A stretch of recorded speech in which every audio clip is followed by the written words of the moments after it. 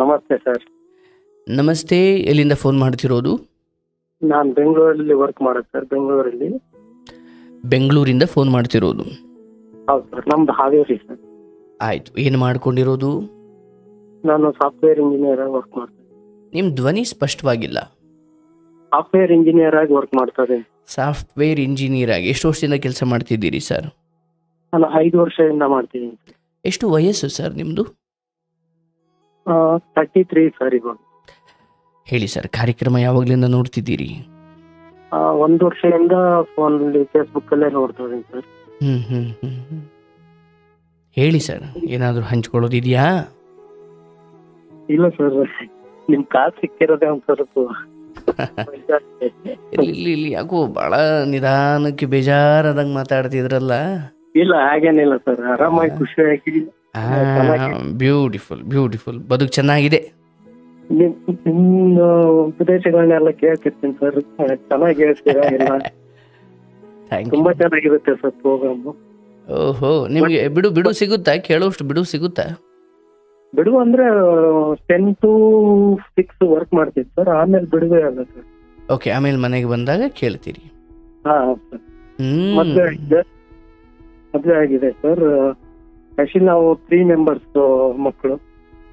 ಅಂದ್ರೆ ನೀವು ಸೇರಿ 3 ಜನ ಅಥವಾ ನಿಮಗೆ 3 ಜನ ಮಕ್ಕಳ? ಇಲ್ಲ ಸರ್, ನಮ್ಮ ಅಪ್ಪ ಅಮ್ಮಂಗೆ ನಾವು 3 ಜನ. ಓಕೆ, ಅಂದ್ರೆ ಏನಾದರೂ ಹೇಳ್ಕೊಳ್ಳೋದು ಇದೆಯಾ? ಹಾ ಸರ್, ಸ್ವಲ್ಪ ನಮ್ಮ ಅಣ್ಣನ ಬಗ್ಗೆನೇ ಸ್ವಲ್ಪ ಕೇಳಬೇಕಿತ್ತು ಸರ್. ನಿಮ್ಮ ಅಣ್ಣನ ಬಗ್ಗೆ ನಿಮ್ಮ ಅಣ್ಣ ಮಾತಾಡ್ಬೇಕು, ನೀವು ಮಾತಾಡ್ರೆ ಹೆಂಗೆ? ಇಲ್ಲ, ಅದಂದ್ರೆ ನನ್ಗೂ ರಿಲೇಟೆಡ್ ಇದೆ ಸರ್. ಇವಾಗ ಅವನಿಗೆ ಸ್ವಲ್ಪ, ಅವರು ಮೊದ್ಲಿಂದನೂ ಚೆನ್ನಾಗಿ ರೈತ ಕುಟುಂಬ ಸರ್ ನಮ್ದು. ತಂದೆ ತಾಯಿ ತುಂಬಾ ಕಷ್ಟಪಟ್ಟು ಎಲ್ಲ ಇದನ್ನ ಮಾಡಿದ್ದಾರೆ ಸರ್, ನಮ್ಗೆಲ್ಲ ಓದ್ಸೋದು ಇದನ್ನ ಮಾಡಿದ್ದಾರೆ. ಸೊ ನಮ್ಗೆ ಒಬ್ರು ಅಕ್ಕ, ಅಣ್ಣ ಇಬ್ರು ಇದ್ದಾರೆ. ಅಕ್ಕ ಸ್ವಲ್ಪ ಹುಷಾರಿಲ್ಲಂಗಾಗಿ ತೀರ್ಕೊಂಡ್ರು 2 ವರ್ಷ ಹಿಂದೆ.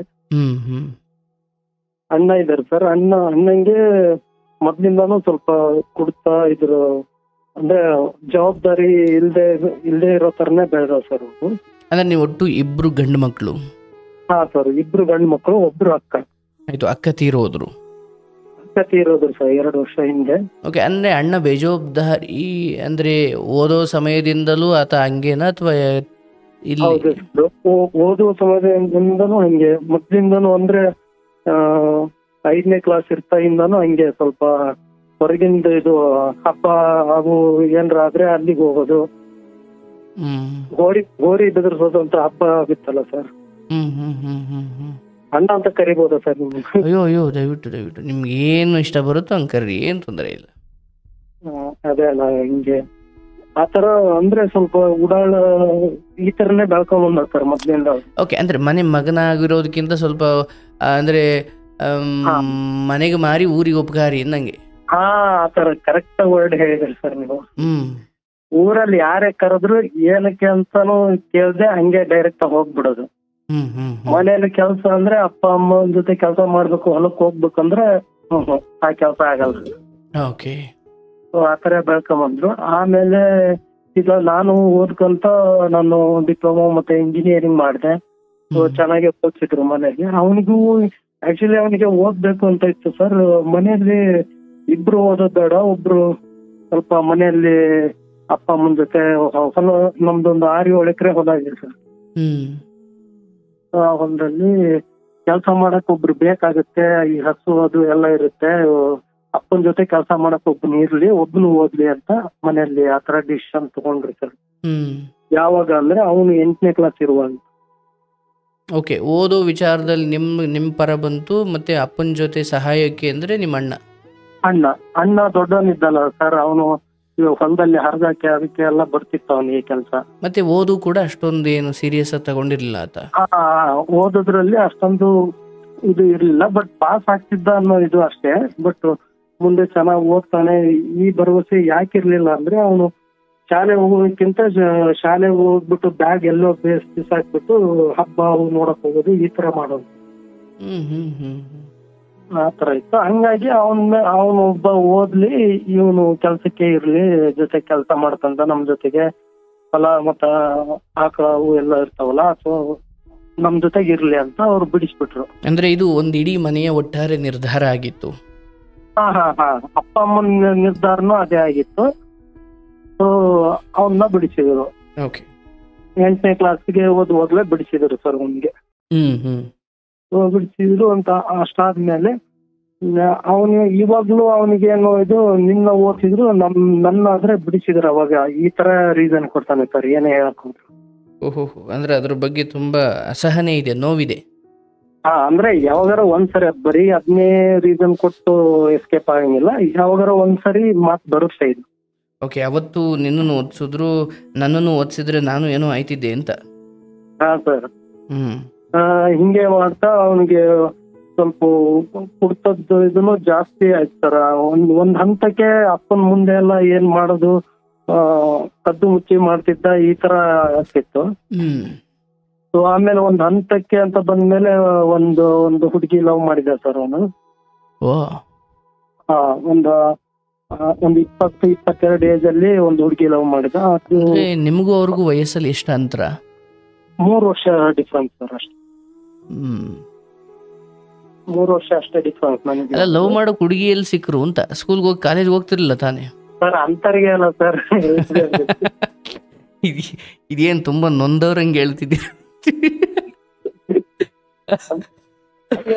ಅಂತರಿಗೆ ಅಲ್ಲ, ಸ್ವಲ್ಪ ಬೇಗ ಇದಾಗದು. ಅದ್ಬಿಡಿ ಸರ್, ಸೆಕೆಂಡರಿ ನಮ್ದು ಲವ್ ಆಗಿ ಆಯ್ತು ಆಮೇಲೆ. ಅಲ್ಲ, ನೀವ್ ಹೇಳ್ತಿರೋದು ಲೋಕ ಸತ್ಯನೇ. ಇವತ್ತಿನ ಭಾಷೆಯಲ್ಲಿ ಏನ್ ಚಪ್ರಿಗಳು ಅಂತ ಕರೀತಾರಲ್ಲ. ಹಾ ಸರ್. ಇವಾಗ ಏನು ಕೆಲಸ ಇಲ್ಲದೆ ಹಂಗೆ ಓಡಾಡ್ತಾ ಇದು ಮಾಡ್ಕಂತ ಒಂದ್ ಬೈಕ್ ತಗೊಂಡ್ ಅಡ್ಡಾಡ್ಬಿಟ್ರೆ ಅವ್ರ ಹಿಂದೆ ಹೋಗ್ಬಿಡೋದು. ಈಗ ಒಂದೇನಂದ್ರೆ ಅವ್ರಿಗೆ ಕೊಡ್ಲಿಕ್ಕೆ ಹೆಚ್ಚು ಸಮಯ ಇದೆ. ಜವಾಬ್ದಾರಿ ಇಲ್ಲ, ಕೆಲಸ ಇಲ್ಲ, ಸೊ ಅವ್ರ ಜೊತೆ ಇರ್ಬೋದಲ್ಲ, ಏನ್ ತೊಂದ್ರೆ ಇಲ್ಲ ಅಂತ. ಬಟ್ ನಿಮ್ಮಂತವ್ರಿಗೆ ಅವ್ರು ಕೇಳಿದ್ ಹೆಣ್ಮಕ್ಳು ಕೇಳಿದಷ್ಟು ಸಮಯ ಕೊಡ್ಲಿಕ್ಕೆ ಆಗಲ್ಲ, ನೀವೇನೋ ಜವಾಬ್ದಾರಿ ಓದು ಅದು ಇದು ಅಂತ ಹೋಗ್ತೀರಾ, ನಿಮ್ ಜೊತೆ ಯಾರು ಬರ್ತಾರ ಸರ್? ಹಂಗೆ ಅವ್ರ ಮನೇಲಿ ಆಮೇಲೆ ಅವರು ಈ ತರ ಇದ್ದ ಯಾರು ಕೊಡ್ತಾರೆ ಸರ್? ಸ್ವಲ್ಪ ಮನೆ ಕೆಲಸ ಅದು ಏನು ಜವಾಬ್ದಾರಿ ಇಲ್ದಂಗಿದ್ರೆ ಯಾರು ತಂದೆ ತಾಯಿ ಆದ್ರೂ ಮಗಳನ್ನ ಕೊಡಕ್ ಇಷ್ಟಪಡ್ತಾರ? ಹಂಗಾಗಿ ಅವ್ರ ಕಡೆಯಿಂದ ವಿರೋಧ ಆಯ್ತು ಸರ್. ಆಮೇಲೆ ಮಾಡಿದ್ರು ಅದೇ ಇದನ್ನೇ ಇವ್ರು ಕೊಡ್ಲಿಲ್ಲಲ್ಲ ಅನ್ನೋ ಇದನ್ನೇ ಇವನು ಕುಡ್ತಕ್ಕೆ ಜಾಸ್ತಿ ವ್ಯಸನಿ ಆದ. ಓಕೆ, ಅಲ್ಲಿ ಅದ್ರಿಂದ ಫುಲ್ ಡಿಪ್ರೆಷನ್. ಅಂದ್ರೆ ಕೆಲ್ಸ ಅದು ಪೂರ್ತಿ ಬಿಡೋದು. ಅಷ್ಟಕ್ಕಿಂತ ಮುಂಚೆ ತಂದೆ ತಾಯಿಗೆ ಆದ್ರೂ ಸ್ವಲ್ಪ ಹೆದರೋನು. ಅಂದ್ರೆ ಈ ತರ ತಪ್ಪು ಮಾಡ್ಕೊಂಡ್ ಮನೆಗೆಲ್ಲ ಬರೋದು, ಕುಡ್ಕೊಂಡ್ ಬರೋದು, ಆತರ ಇರ್ಲಿಲ್ಲ. ಸೊ ಇದಾದ್ಮೇಲೆ ನನ್ಗೂ ಹೆದರಲ್ಲ, ಯಾರಿಗೂ ಹೆದರಲ್ಲ, ರಾಜಾರೋಷವಾಗಿ ಫುಲ್ ಆತರ ಕುಡಿಯೋದು ಇದು ಮಾಡೋದು ಮಾಡಕ್ ಅಷ್ಟ್ ಮಾಡಿ ಆದ್ಮೇಲೆ ಹಂಗು ಹಿಂಗು ಮಾಡಿ ಒಂದು 4-5 ವರ್ಷ ಕಳೀತು. ಅದಾದ್ಮೇಲೆ ನಾವು ಮತ್ತೆ ಹಿಂಗೆ ಬಿಟ್ರೆ ಇದಾಗ್ತಾರೆ, ಮದ್ವೆ ಮಾಡೋಣ, ಆಮೇಲೆ ಚೆನ್ನಾಗ್ತಾನೆ ಅಂತ ನಮ್ಗೆ ಡಿಸಿಷನ್ ಬಂತು. ಆಮೇಲೆ ಸ್ವಲ್ಪ ಅವ್ನು ಹೆಂಗೆ ಅಂದ್ರೆ ಊರಲ್ಲಿ ಅಷ್ಟು ಚೆನ್ನಾಗಿದ್ದ ಸರ್ ಅಲ್ಲಿವರೆಗೂ. ಊರಲ್ಲಿ ಇನ್ನು ನಮ್ಗೆ ನೀನೇ ಅಷ್ಟು ಜಾಸ್ತಿ ಬೆರೆಯಂಗಿಲ್ಲ ಜನ ಜೊತೆ, ಅವ್ನು ಅಷ್ಟು ಚೆನ್ನಾಗಿ ಬೆರೀತಾನೆ ಹಂಗೆ ಹಿಂಗೆ ಅಂತ ಹೇಳೋರು. ಅಂದ್ರೆ ಜನ ಸಂಪಾದನೆ ಮಾಡಿದ್ರು. ಹಾ, ಜನ ಸಂಪಾದನೆ ಫುಲ್ ಮಾಡಿದ್ರು. ಹಂಗಿದ್ದೋನು ಸಡನ್ ಆಗಿ ಅದೊಂದು ವಿಷಯ ಆದ್ಮೇಲೆ ಸೂಸೈಡ್ ಆತರ ಎಲ್ಲ ಅಟೆಂಪ್ಟ್ ಮಾಡಿ ಇದು ಮಾಡಿ ಅದೆಲ್ಲ ಸುಮ್ನೆ ಸರ್. ಅದು ಆತರ ಮಾಡೋ ಧೈರ್ಯನೇ ಇಲ್ಲ ಅವನಿಗೆ. ಅಂದ್ರೆ ಹೆಣ್ಣು ಪ್ರೀತಿಸಿದವಳು ಸಿಗ್ಲಿಲ್ಲ ಅಂತ? ಹಾ ಹೌದು. ಅದಾದ್ಮೇಲೆ ಒಂದು 4-5 ವರ್ಷ ಆದ್ಮೇಲೆ ಮದ್ವೆ ಮಾಡಿದ್ವಿ ನಾವು. ಮತ್ತೆ ಮದ್ವೆ ಮಾಡೋಣ ಅಂದ್ರೆ ನಾನು ಅವಾಗ ತಾನೇ ಬೆಂಗಳೂರಿಗೆ ಬಂದೆ. ನಾನು ಇನ್ನು ಜಾಬ್ ಸರ್ಚ್ ಮಾಡ್ತಾ ಇದ್ದೆ 2016ರಲ್ಲಿ. ನಮ್ಗೆ ಹಿಂಗೆ ಮನೇಲಿ ನೋಡಕ್ಕೆ ಅಷ್ಟು ಇದು ಇರ್ಲಿಲ್ಲ. ಸೊ ಅವಾಗ ಸ್ವಲ್ಪ ಓಕೆ ಇತ್ತು. ಹೆಂಗೆ ಅಂದ್ರೆ ಇವಾಗಿನಷ್ಟು ಇದನ್ನು ನೋಡ್ತಿರ್ಲಿಲ್ಲ. ಸೊ ಎಲ್ಲಾ ವಿಚಾರಣೆನೂ ಅಷ್ಟು ಸೀರಿಯಸ್ ಆಗಿ ನೋಡ್ತಿರ್ಲಿಲ್ಲ. ಸೊ ಅವಾಗ ಅವನೇ ಎಲ್ಲ ನೋಡ್ಕೊಂಡ, ಅಂದ್ರೆ ಶಾಸ್ತ್ರೋತ್ ಹೋಗಿ ಹೆಂಗ್ ನೋಡ್ಬೇಕು ಯಾರನ್ನ ಬ್ರೋಕರ್ ಇಟ್ಕೊಂಡು ನೋಡ್ಕೊಂಬಂದ. ನಾವು ಅವ್ರ ಮನೆ ಕಡೆ ಎಲ್ಲ ವಿಚಾರಿಸಿದ್ವಿ. ಅವರು ಸ್ವಲ್ಪ ಬಡವರೇ ಇದ್ರು. ನಾವು ಏನಕ್ಕೂ ನನ್ಗೆ ಕೇಳಿದ್ರು, ನಾನು ಏನು ಕೊಡದೆ ಇದ್ರು ಓಕೆ ಮಾಡ್ಕೊಂಬರ್ರಿ, ಚೆನ್ನಾಗಿದ್ರೆ ಸಾಕೋಣ ಅಂತ ನನಗೆ ಆತರ ಇತ್ತು. ನಾನ್ ಬೇರೆ ಇನ್ನು ಮನೆ ಜವಾಬ್ದಾರಿ ಏನು ತಗೊಂಡಿರ್ಲಿಲ್ಲ. ಯಾಕೆ ಅಂದ್ರೆ ನಾ ಇನ್ನು ಅವಾಗ ಸ್ಟಡಿ ಮಾಡಿ ಮುಗಿಸಿ ಅವಾಗ ತಾನೇ ಬೆಂಗಳೂರು ಬಂದು ಜಾಬ್ ಸರ್ಚ್ ಮಾಡ್ತಾ ಇದ್ದೆ ಸರ್. ಮದ್ವೆ ಮಾಡಿದ್ವಿ. ಒಂದು 3-4 ವರ್ಷ ಆಯ್ತು ಸರ್. ಇವಾಗ ಮದ್ವೆ ಆದಾಗಿಂದಾನು ಒಟ್ಟಿಗೆ ಅಪ್ಪ ಅಮ್ಮನ ಜೊತೆಗೆ ಎಲ್ಲ ಚೆನ್ನಾಗೇ ಇತ್ತು. ಸೊ ಆಮೇಲೆ ಏನಾಯ್ತು ಅಂದ್ರೆ ನನಗೂ ಅವಾಗ್ಲೇ ಮದ್ವೆ ಆಗಕ್ಕೆ ಕೇಳಿದ್ರು. ನಾನು ಇಲ್ಲ, ನಾನು ಇವಾಗ ಆದ್ರೆ ನಾನು ಊರಿಗೆ ಬಂದ್ಬಿಡ್ತೀನಿ, ಮದ್ವೆ ಮಾಡ್ರಿ, ಜಾಬ್ ಇಲ್ಲ ಏನಿಲ್ಲ, ಹೆಂಗೆ ಮದ್ವೆ ಮಾಡೋದು, ಈ ತರ ಜವಾಬ್ದಾರಿ ಇತ್ತಾನೆ ಇದ್ದೆ ನಾನು. ಆಕ್ಚುಲಿ ನಾನು ಅವಾಗ ಆಗಲ್ಲ ಅಂದ್ಬಿಟ್ಟು ನಾನು 2020ರಲ್ಲಿ ಅವ್ನ ಮದ್ವೆ ಆಯ್ತು. 4 ವರ್ಷ ಆದ್ಮೇಲೆ ಅಲ್ಲಿವರೆಗೂ ಸ್ವಲ್ಪ ಎಲ್ಲ ಮನೇಲಿ ಆತರ ಇದ್ರು. ನನ್ಗೆ ಜಾಬ್ ಆಯ್ತು 1 ವರ್ಷ 2 ವರ್ಷ ಆದ್ಮೇಲೆ. ಅವ್ನ್ ಮ್ಯಾರೇಜ್ ಆಗಿ 2 ವರ್ಷ ಆದ್ಮೇಲೆ ಜಾಬ್ ಆಯ್ತು. ಏನ್ ಜಾಬ್?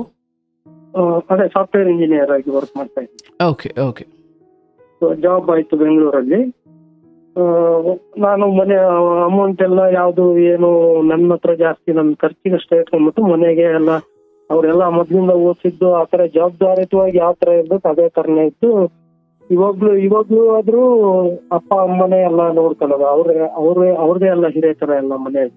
ಅಂದ್ರೆ ದುಡ್ದು ಅವ್ರ ಕೈ ಕೊಡ್ತೀರಾ, ಅವರೇ ಸಂಸಾರ ನಿಭಾಯಿಸ್ತಾರೆ? ನನಗೆ ಬೇಕು ಅಂದ್ರೆ ಅವ್ರನ್ನ ಕೇಳಿದ್ರೆ 100 ರೂಪಾಯಿ ಕೇಳಿದ್ರೆ ಅವ್ರು 200 ರೂಪಾಯಿ ಕೊಡ್ತಾರೆ. ಹಂಗಿದೆ ತಂದೆ ತಾಯಿ. ಸೊ ಆ ತರ ಇತ್ತು. ಸೊ ಅವನು ಯಾವ್ದಕ್ಕೂ ಈ ತರ ಸಾಲಕ್ಕೆ ಇದನ್ನ ಮಾಡ್ಬೇಕು ಆ ತರ ಅಮೌಂಟ್ ಕೇಳ್ತಿರ್ಲಿಲ್ಲ. ಬರೀ ಎಲ್ಲರ ಗಾಡಿ ಪೊಲೀಸರು ಹಿಡ್ದಾರೆ ಈ ತರ, ಅದಕ್ಕಷ್ಟೇ ಫೋನ್ ಮಾಡೋಣ ನಮ್ಮಣ್ಣ. ಅದು ನನಗೆ ಬಹಳ ತುಂಬಾ ಬೇಜಾರಾಗಿದೆ. ಎಲ್ಲ ಚೆನ್ನಾಗೈತಿ, ಎಲ್ಲ ಆರಾಮಾಗೈತಿ, ಇವನೊಬ್ಬನಿಂದ ಎಲ್ಲ ಮನೆ ಮಂದಿಗೆ ಎಲ್ಲ ಪ್ರಾಬ್ಲಮ್ ಆಗ್ತಾ ಇತ್ತು. ಸೊ ಆಮೇಲೆ ಏನ್ ಮಾಡಿದ್ರೆ ನಾನು ನಂದು 2 ವರ್ಷ 3 ವರ್ಷ ಆದ್ಮೇಲೆ 2020ರಲ್ಲಿ ನಾನು ಮದ್ವೆ ಆದೆ ಸರ್. ನಾನು ಅದು ನಮ್ಮ ರಿಲೇಟಿವ್ ಅಲ್ಲೇ. ಸರ್ ಏನ್ರ ಡಿಸ್ಟರ್ಬೆನ್ಸ್ ಇದೆಯಾ ಸರ್? ಇಲ್ಲ, ಆ ಕಡೆಯಿಂದ ಏನೋ ಕೇಳಿಸ್ತಾ ಇದೆ. ಅದೇ ಇಲ್ಲಿ ಪಟಾಕಿ ಹೊಡಿತಾರೆ. ಹೇಳಿ. ಅಂದ್ರೆ ನಿಮ್ಮ ಅಣ್ಣನ ಮದುವೆ ಆಗ್ಲಿಲ್ವಾ? ಮಾಡಿದ್ವಲ್ಲ ಸರ್, 2016ರಲ್ಲೇ ಆಯ್ತು. ಆಮೇಲೆ ಅವನಿಗೆ ಒಂದು ಗಂಡು ಮಗು, ಫಸ್ಟ್ ಒಂದು ಹೆಣ್ಮಗು, ಆಮೇಲೆ ಒಂದು ಗಂಡು ಮಗು. ಬಟ್ ಅದಾದ 4 ವರ್ಷಕ್ಕೆ ನಿಮ್ದಾಯ್ತು? ಏನ್ ಸರ್? ಅದಾದ 4 ವರ್ಷಕ್ಕೆ ನಿಮ್ ಮದುವೆ ಆಯ್ತು? ಅದಾಗಿ 4 ವರ್ಷಕ್ಕೆ ನನಗೆ ಮದುವೆ ಆಯ್ತು. ಅಂದ್ರೆ 2016ರಲ್ಲಿ ಅವನದಾಯ್ತು, 2020ರಲ್ಲಿ ನಂದಾಯ್ತು. ಅಂದ್ರೆ ಏನ್ ನೀವು ಪ್ರೀತಿ ಮಾಡಿ ಮದುವೆ ಆಗಿದ್ದ? ನಾನು ಪ್ರೀತಿ ಮಾಡಿದ್ದೆ, ಮನೇಲಿ ಹೇಳಿದೆ. ಮನೇಲಿ ಹೇಳಿದ್ರೆ ನಮ್ಮ ಸಿಸ್ಟರ್ ಡಾಟರೇ ಆಗ್ಬೇಕು ಸರ್ ಅವರು. ಸೊ ಹಂಗಾಗಿ ಮನೆಯಲ್ಲೂ ಒಪ್ಪಿಗೆ ತಗೊಂಡೆ. ಅವರು ನಮ್ಮ ಇಷ್ಟಕ್ಕೆ ಯಾವ್ದು ಅಡ್ಡ ಬರ್ಲಿಲ್ಲ. ಸೊ ನಾನು ಅವ್ರಿಗೆ ಕೇಳ್ಬಿಟ್ಟೆ. ಅವ್ರಿಗೆ ಮನೇಲಿ ಒಪ್ಪಿಗೆ ತಗೊಂಡು ಅವ್ರ ಮನೆಯಲ್ಲೂ ಇಷ್ಟ ಆಯ್ತು, ಹುಡುಗಿ ಮನೇಲು. ಸೊ ಅವ್ರು ನಮ್ಮ ಸಿಸ್ಟರೇ ಆಗ್ಬಿಟ್ಟಿತ್ತು. ಅವ್ರಿಗೂ ಇಷ್ಟ ಆಯ್ತು ನನ್ನ ಮೇಲೆ, ನನಗೆ ಕೊಡ್ಬೇಕಂತ. ಸೊ ಹಂಗಾಗಿ ಆಯ್ತು ಸರ್, ಮದುವೆ ಆಯ್ತು. 1 ವರ್ಷ ಆಯ್ತು. ಆಮೇಲೆ ಹಿಂಗೆ ಸ್ವಲ್ಪ ಇವ್ನು ಜಾಸ್ತಿ ಕುಡಿಯೋದು, ಇದನ್ ಮಾಡೋದು, ಈ ತರ ಮಾಡ್ತಾ ಇದ್ನಲ್ಲ. ಸೊ ನನಗೆ ಅವ್ನ ಡಿವೈಡ್ ಮಾಡಿ ಇಡ್ಬೇಕು ಅನ್ನೋದು ಏನು ಇರ್ಲಿಲ್ಲ ಸರ್. ಅವನಿಗೆ ಇಷ್ಟು ಎಲ್ಲ ಬುದ್ಧಿವಾದ ಊರಲ್ಲಿರೋದು ಎಲ್ಲರೂ ಹೇಳಿದ್ರು, ಹೇಳಿದೆ. ನಾನಂತೂ ತುಂಬಾ ಸರಿ ಹೇಳಿನಿ ಸರ್. ಮತ್ತೆ ಯಾವ್ದಕ್ಕೂ ಇದನ್ ಮಾಡಿದ್ರೆ ಅವನು ಫುಲ್ ಬರೀ ಅದೇ ಇದ್ರಲ್ಲೇ ಕುಡಿಯೋದು. ದುಡಿತಾನೆ, ದುಡಿದು ಕೆಲಸ ಮಾಡಿದ್ರು ಅದನ್ನ ಮನೆ ಮಕ್ಕಳು, ಒಂದು ಗಂಡು ಮಗು, ಒಂದು ಹೆಣ್ಮಗು ಇದೆ, ಅವ್ರ ಭವಿಷ್ಯ ನೋಡ್ಬೇಕು, ಈ ತರ ಮನ್ಸಲ್ಲಿ ಒಳ್ಳೆಯವನೇ ಆಕ್ಚುಲಿ. ಬಟ್ ಈ ಕುಡಿತದಿಂದ ಅವನ ಹತ್ರ ಅಮೌಂಟ್ ಅಂತ ಸಿಕ್ಕರೆ ಕುಡಿಯಕ್ಕೆ ಫುಲ್ ಇದು ಮಾಡಿದ್ರು, ಹಾಳು ಮಾಡಿಬಿಡೋದು. ಆತರ ಆಯ್ತಾ. ನನಗೇನು ಇಷ್ಟು ದಿನ ಹಿಂಗೆ ಇದು ಮಾಡಿದ್ರು ಇದಾಯ್ತು. ಇವಾಗ ನಾವು ಜೊತೆಲಿದ್ರೆ ಈಗ ನನ್ನೂ ಹಿಂದೆ ಕೇಳ್ತಾನೆ. ಇವನ್ನ ಸ್ವಲ್ಪ ಜವಾಬ್ದಾರಿ, ಅಪ್ಪ ಅಮ್ಮ ಅಷ್ಟು ಹೇಳ್ಕಂತ ಬಂದ್ರು ಈಗ ಜವಾಬ್ದಾರಿ ತಗೊಳ್ಳಿಲ್ಲ, ಇದು ಮಾಡ್ಲಿಲ್ಲ, ಏನು ಮಾಡ್ಲಿಲ್ಲ. ಮತ್ತು ನಾನ್ ದುಡ್ದಿದ್ರಲ್ಲೇ ನಾನು ಮದ್ವೆ ಆದೆ ಬಿಡ್ರಿ. ಅವನ್ ಮದುವೆಗೂ ಸಾಲ ಅದು ಮಾಡಿದ್ವಿ, ಅದೆಲ್ಲ ತೀರ್ಸಿದ್ವಿ. ಸೊ ಏನು ಸಾಲ ಇಲ್ಲ, ಎಲ್ಲ ಚೆನ್ನಾಗಿದೆ ಫ್ಯಾಮಿಲಿ, ಅಣ್ಣ ತಮ್ಮ. ನನಗೆ ಬ್ಯಾರೆ ಆಗ್ಬೇಕು ಅನ್ನೋದೇ ಇದಿಲ್ಲ. ಇವನು ಹೊಲ ಮನೆ ಎಲ್ಲ ಐತಿ. ಇವನು ರಾಜನ್ ತರ ಹೊಲ ಮನೆ ಎಲ್ಲ ನೋಡ್ಕೊಂಡಿರ್ಲಿ, ನನಗೆ ನಾನ್ ದುಡ್ಡು ಕಳಿಸ್ತಾ ಇದ್ರೆ ಅಲ್ಲಿ ಗ್ರೋತ್ ಆಗ್ಲಿ ಅನ್ನೋದು ಅಷ್ಟೇ ನನ್ನ ಉದ್ದೇಶ. ಬಟ್ ಅದನ್ನ ಸರಿತ್ನೆ ಮಾಡ್ತಿಲ್ಲ. ಇವನು ಅಪ್ಪನೇ ಕೆಲಸ ಮಾಡ್ಬೇಕು, ಎಲ್ಲ ಅಪ್ಪನೇ ಮಾಡ್ಬೇಕು. ಈಗ್ಲೂ ಸೊ ಇವ್ನು ಹಂಗೆ ಯಾರ್ ಕರೀತಾರೆ ಅವ್ರ ಜೊತೆ ಬೈಕ್ ಎತ್ಕೊಂಡು ಹೋಗೋದು, ಬೈಕಲ್ಲಿ ಅವ್ರನ್ನ ಕರ್ಕೊಂಡು ಹೋಗೋದು, ಮನೆ ಕೆಲಸ ಅಂತಾನೆ ನೋಡ್ತಿರ್ಲಿಲ್ಲ. ಸೊ ಈ ತರ ಆಗ್ತಿತ್ತು. ಇವಾಗ ನಾನು ಒಂದು ತೀರ್ಮಾನಕ್ಕೆ ಬಂದೆ, ಒಂದ್ ಹಂತಕ್ಕೆ ಬಂದ್ಮೇಲೆ 1 ವರ್ಷ ಆಯ್ತು. ಸೊ ಇವನು ನಮ್ಮ ಎಲ್ಲರನ್ನು ಹಾಳು ಮಾಡ್ಬಿಡ್ತಾನೆ ಹಿಂಗೆ ಮಾಡಿದ್ರೆ, ಇವನು ಜವಾಬ್ದಾರಿ ಹೊರ್ತಾನ ಅಂತ ನನ್ನ ತಲೆಯಲ್ಲಿ ಬಂತು. ಸೊ ಇವನಿಗೆ ಏನಾದ್ರು ಜವಾಬ್ದಾರಿ ಇವಾಗ ಕೊಡ್ಲಿಲ್ಲ ಅಂದ್ರೆ ಇವಾಗ ಹಿಂಗೆ ನಾನು ಸುಮ್ನೆ ಅವ್ನ್ ದುಡ್ಡು ಕೇಳ್ತಾನೆ, ನಾನ್ ಜಗಳ ಮಾಡ್ತೀನಿ ಅಷ್ಟೇ. ಸೊ ಅದಕ್ಕೆ ಏನ್ ಮಾಡಿದೆ, ಸರಿ ನಿನ್ನ ಹೆಂಡತಿ ಮಕ್ಕಳು ಅಷ್ಟೇ ಸಾಕಪ್ಪ, ನೀನು ಅಪ್ಪ ಅಮ್ಮನ್ ನಾನೆಲ್ಲ ಚೆನ್ನಾಗಿ ನೋಡ್ಕೊಂತೀನಿ, ನೀ ಹೆಂಡತಿ ಮಕ್ಕಳು ಚೆನ್ನಾಗಿ ನೋಡ್ಕ ಅಂತ ಹೇಳ್ಬಿಟ್ಟು ಅವನಿಗೆ ಅಂತ ಸ್ವಲ್ಪ ಹೊಲ ಅದು ಎಲ್ಲ ಕೊಟ್ಬಿಟ್ಟು ಡಿವೈಡ್ ಮಾಡಿದ್ವಿ. ಒಂದು ಮನೆ ಇತ್ತು ನಮ್ ಚಿಕ್ಕಪ್ಪರ್ದು, ಅದೇ ಮನೆ ಫುಲ್ ಹಿಡಿದು ಕೊಡ್ತೀನಿ, ಅದನ್ನ ಅಂದ್ರೆ ಖರೀದಿ ಮಾಡ್ಕೊಡ್ತೀನಿ. ಸೊ ಈಗ ಮನೆ ಅಪ್ಪ ಅಮ್ಮ ಎಲ್ಲ ಇದನ್ ಮಾಡಿದ್ರೆ ಆತರ ಹೇಳಿದೆ.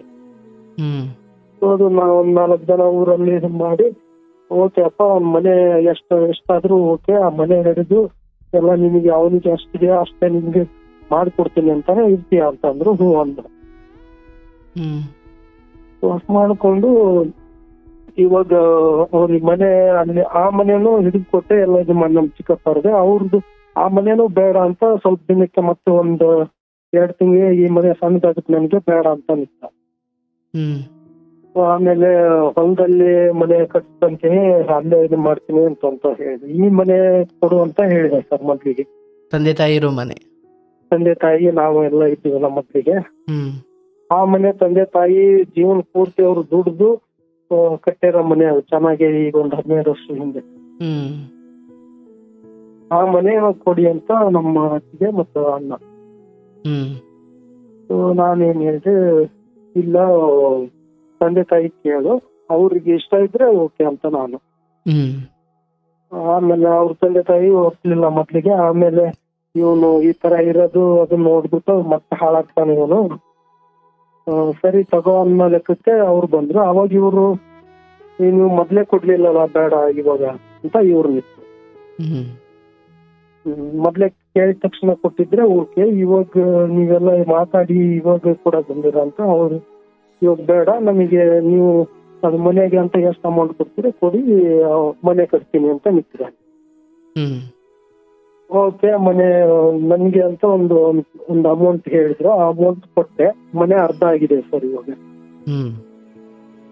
ಹೊಲದಲ್ಲೇ ಮನೆ ಮಾಡ್ಕೊಂತೀನಿ, ಅಲ್ಲೇ ಮನೆ ಮಾಡ್ತೀನಿ. ನಾನು ಅವ್ನಿಗೆ ಕಷ್ಟ ಆಗುತ್ತೆ, ಇರೋ ಮನೆ ಇಟ್ಕೊ ಎಲ್ಲ ಚೆನ್ನಾಗಿದೆ, ನನಗೆ ಸ್ವಲ್ಪ ಕಷ್ಟ ಆದ್ರೆ ಸ್ವಲ್ಪ ನಾನು ದುಡ್ದು ಕಟ್ಕೊಂತೀನಿ ಅಂತ ನಾನು ಆತರ ಹೇಳಿದೆ. ಸೊ ಅದಕ್ಕೆ ಕೇಳಿದೆ, ಇಲ್ಲ ನೀನೇ ಅಮೌಂಟ್ ಎಲ್ಲ ಇದನ್ನ ಮಾಡು, ನಾನು ಕಟ್ಕೊಂತೀನಿ ಅಂದ್ಬಿಟ್ಟು. ಇವಾಗ ಅರ್ಥ ಆಗಿದೆ ಸರ್, ಅರ್ಧ ಮನೆ ಈಗ ಹೆಂಡತಿ ನೋಡಿದ್ರೆ ದುಡಿದ್ರು ಎಷ್ಟು ಅಂತ ಸಿಗುತ್ತೆ ಸರ್, ಊರಲ್ಲಿ ಕೂಲಿ ಮಾಡ್ಕೊಂಡು ಜೀವನ ಮಾಡಕ್ಕೆ ಕಷ್ಟ ಆಗುತ್ತೆ.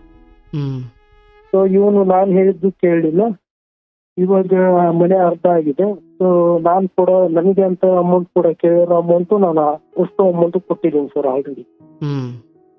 ಸೊ ಇವಾಗ ಮನೆ ಅರ್ಧ ಆಗಿದೆ. ನನ್ಗೇನು ಅವನು ಒಂದು ಹಂತಕ್ಕೆ ನಾನು ಅವನು ಓದೋದ್ ಬಿಡಿಸಿದ್ರು ನನ್ನ ಓದಿಸಿದ್ದಾರೆ, ಒಂದು ಹಂತಕ್ಕೆ ಅವನಿಗೆ ಮನೆ ಮಾಡಿ ಕೊಡ್ಬೇಕು ಅನ್ನೋದು ನನ್ನ ತಲೆಯಲ್ಲಿ ಇದೆ ಸರ್. ಇವಾಗ ಏನ್ ಮಾಡ್ಬೇಕು ಅನ್ನೋದೇ ಗೊತ್ತಾಗ್ತಿಲ್ಲ ಅವನಿಗೆ. ಬಟ್ ಇಲ್ಲಿ ಈ ಮಧ್ಯೆ ನಿಮ್ ಚಿಕ್ಕಪ್ಪಾರ್ದು ಯಾರ್ದು ಒಂದು ಮನೆ ಖರೀದಿ ಮಾಡಿ ಕೊಟ್ಟಿದ್ರಲ್ಲ?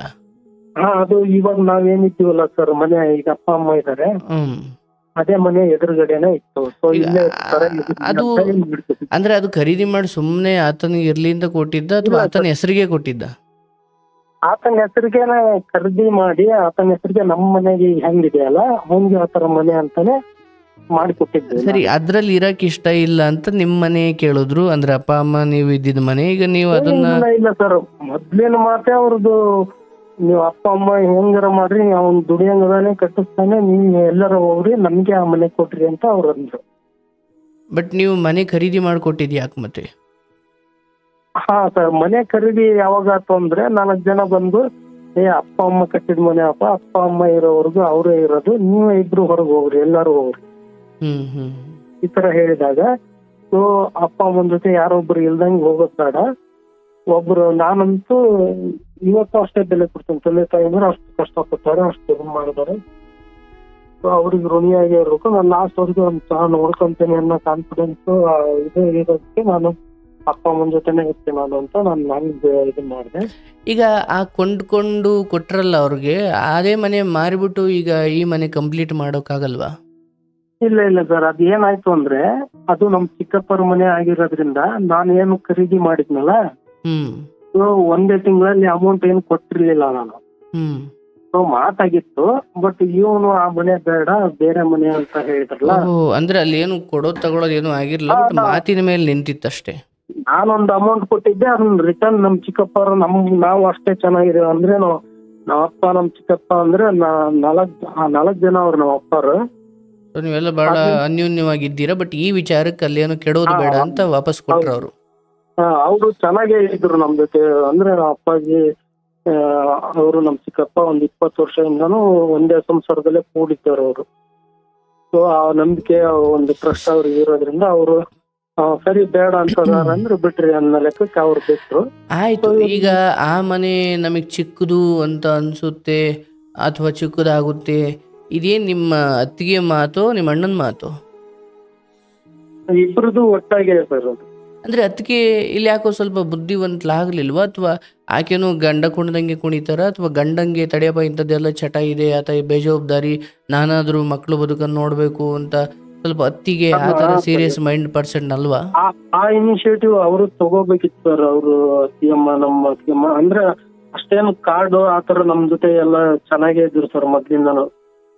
ಆತರ ಏನಿಲ್ಲ ಸರ್. ನಮ್ಮ ಅತ್ತಿಯಮ್ಮನ ಕಡೆಯಿಂದ ತಪ್ಪೇ ಇಲ್ಲ ಸರ್. ಆಕ್ಚುಲಿ ಮೊದ್ಲಿಂದ ಇವನ್ ಚೆನ್ನಾಗಿ ಈಗ ಅತ್ತಿಗೆಮ್ಮ ಅದು ಪರ ವಿರೋಧ ವಿಷಯ ಅದಲ್ಲ. ನಿಮ್ ಜೊತೆ ಎಷ್ಟೇ ಚೆನ್ನಾಗಿರ್ಲಿ, ಮದುವೆ ಆದ್ಮೇಲೆ ಅವ್ರ ಗಂಡ ಅವ್ರ ಮಕ್ಳು ಅದೇ ಬದುಕು, ಅದೇ ಸತ್ಯ. ಹೌದು ಸರ್. ಅದು ನಿಮ್ ಜೊತೆ ಚೆನ್ನಾಗಿದ್ದಾರೆ, ಅವ್ರದ್ದೇನಷ್ಟು ತಪ್ಪಿಲ್ಲ, ವಿಷಯ ಅದಲ್ಲ. ಗಂಡ ಇಂಥವ್ನು ಅಂತ ಗೊತ್ತಾದಾಗ, ಇಲ್ಲ ರೀ ಚಿಕ್ಕ ಮನೆ ಅಂತ ಯಾಕೆ ಹೇಳ್ತೀರಿ, ನಮ್ಮ ಪಾಲಿಗೆ ಇದು ಬಂದಿದೆ, ಹೆಂಗೋ ನಿಮ್ಮ ತಮ್ಮ ಕೊಡಿಸಿದ್ದಾರೆ ಇದರಲ್ಲಿ ಇರೋಣ, ಅಥವಾ ಆಯ್ತು ಇದು ಚಿಕ್ಕ ಮನೆ ಅಂತ ಅಂದ್ರೆ ಅವರಿಬ್ಬರದು ಒಮ್ಮತದ ನಿರ್ಧಾರ ಆಗಬೇಕು ಅಂದ್ರೆ ಅದರ ಅರ್ಥ ನಿಮ್ಮ ಅಣ್ಣ ಏನು ಸ್ವಲ್ಪ ಆ ಕಡೆ ಈ ಕಡೆ ಮನಸ್ಸು ಬುದ್ಧಿ ಚಂಚಲ, ಏನೋ ಒಳಗಡೆ ಒಳ್ಳೆಯವ್ರು ಇರ್ಬೋದು, ಹೊರಗಡೆ ಏನೋ ಸ್ವಲ್ಪ ಹಂಗೆ ಹಿಂಗೆ ಬೇಜವಾಬ್ದಾರಿ ಇದೆಯಲ್ಲ, ಇದೇ ಬೇಜವಾಬ್ದಾನ ಅತ್ತಿಗೆಗೂ ಇದೆ ಅಂತ ಆಯ್ತಲ್ಲ. ಯಾಕಂದ್ರೆ ಈಗ ಆ ಬಂದಿರೋ ಮನೆಯನ್ನ ಅಯ್ಯೋ ಭಗವಂತ ಕೊಟ್ಟ ಪ್ರಸಾದ ಅಂದ್ಕೊಳ್ಳೋ ಸಮಯದಲ್ಲಿ ಇಲ್ಲ ಇದು ನಮ್ಗೆ ಸಿಕ್ಕದಾಗುತ್ತೆ, ಆಯ್ತು ಹಂಗಾಗುತ್ತೆ ಅಂದಾಗ ನೆಕ್ಸ್ಟ್ ಏನೋ ಕಟ್ಕೊಳ್ಳೋ ಶಕ್ತಿ ನಮ್ಗೆ ಇದೆಯಾ ಅಂತ ನೋಡ್ಕೊಳ್ಬೇಕಲ್ವಾ.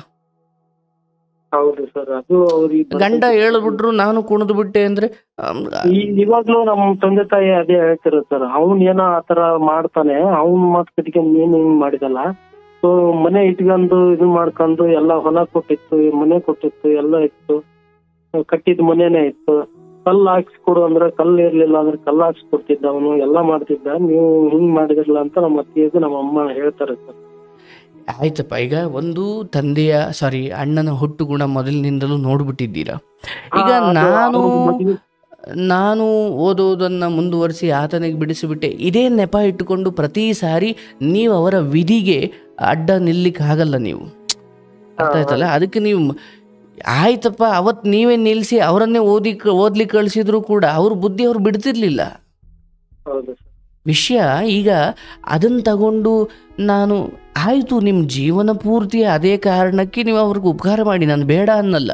ಬಟ್ ಒಬ್ಬ ತಮ್ಮನಾಗಿ ನಾನು ಅವನ ಹಣೆ ಬರಹನೇ ಬದಲಿಸ್ಬಿಡ್ತೀನಿ, ಅದು ಭ್ರಮೆ, ಅದಾಗಲ್ಲ. ಅದು ಕೆಲವೊಮ್ಮೆ ಏನಿರುತ್ತೆ ಗೊತ್ತಾ ಸರ್, ಬಟ್ ಏನು ಅಂದ್ರೆ ಸರ್ ನನ್ಗೆ ಅವನು ಅಂದ್ರೆ ಅವನಲ್ಲಿ ಕುಡ್ತವನ್ ಬಿಟ್ರೆ ಕೆಟ್ಟ ಗುಣ ಅನ್ನೋದು ಬೇರೆ ಇಲ್ಲ ಸರ್. ಅರೆ ಅದಕ್ಕಿಂತ ಕೆಟ್ಟದ್ದು ಬೇಕಾ ನೋಡಿ ಈ ಭೂಲೋಕದಲ್ಲಿ, ಈ ಕಲಿಯುಗದಲ್ಲಿ.